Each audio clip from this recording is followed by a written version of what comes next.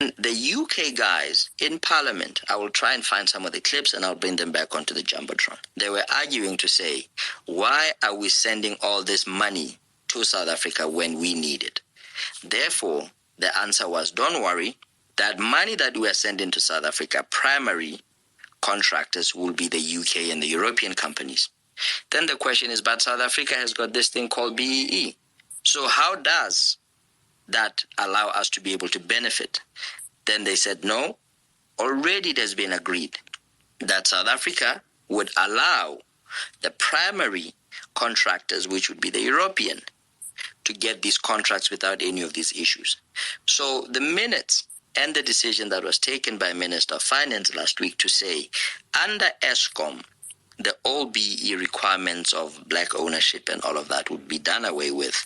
It's basically paving the way for the JETP procurement to allow European companies that don't have BEE, that don't have presence in South Africa, that will not be required to have those legislative issues, to be able to be awarded tenders by Eskom to make sure that your Komati that is already decommissioned and all of those other subsequent projects that are coming to make sure that Eskom stop burning coal, whatever they would become, they are then continuing unhindered. So they don't even have to come out with the tender that any of you South Africans will participate in. They don't even have to come out with anything that will let you guys think that you're the benefactors.